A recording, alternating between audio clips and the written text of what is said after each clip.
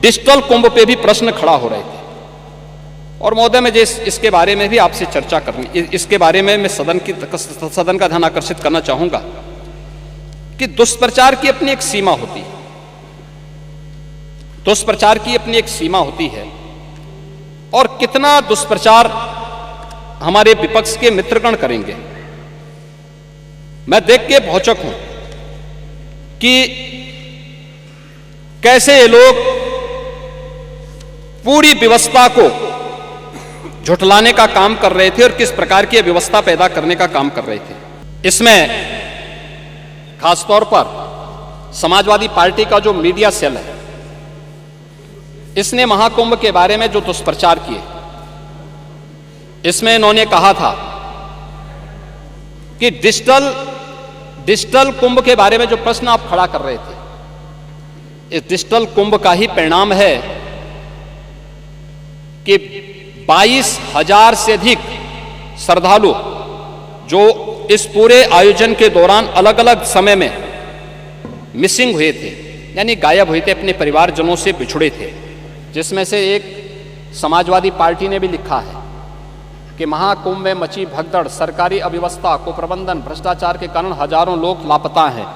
कौन मरा कौन जिंदा कुछ पता नहीं चल रहा है। सिर्फ गोरखपुर क्षेत्र के 2 मंडलों में ही 35 लोग लापता हैं। महोदय, इसका जवाब हिंदुस्तान ने अगले दिन दिया कि महाकुंभ में लापता सभी श्रद्धालु घर पहुंचे। ये है, ये आपकी सच्चाई है। कितना झूठ बोलेंगे, उसकी एक सीमा होती है। ऐसे ही द हिंदू ने दिया है Mahakumbh stampede 4 missing Telangana women found safe. ये हिंदू लिखता है कुंभ के बारे में। अपनों से बिछड़े 44 श्रद्धालु घर पहुंचे, ये गोरखपुर का है। और डिजिटल खोया पाया सेंटर लोगों को खोजने में कर रहा है मदद। 20,000 से ज्यादा बिछड़ों को अपनों से मिलाया। अमावस्या पर, मौनी अमावस्या में सबसे ज्यादा परिवार से हो गए थे दूर, और ये सभी लोग मौनी अमावस्या के दिन 8,725 लोगों को उनके परिजनों को सुपुर्द किया गया। मकर संक्रांति में पौष पूर्णिमा 13 जनवरी को, मकर संक्रांति 14 को और 15 जनवरी को 598 श्रद्धालुओं को उनके परिजनों से मिलाया गया। और बसंत पंचमी के दिन 2, 3 और 4 फरवरी को 813 श्रद्धालुओं को डिजिटल खोया पाया केंद्र की मदद से उनके परिवारजनों को मिलाने का काम किया गया।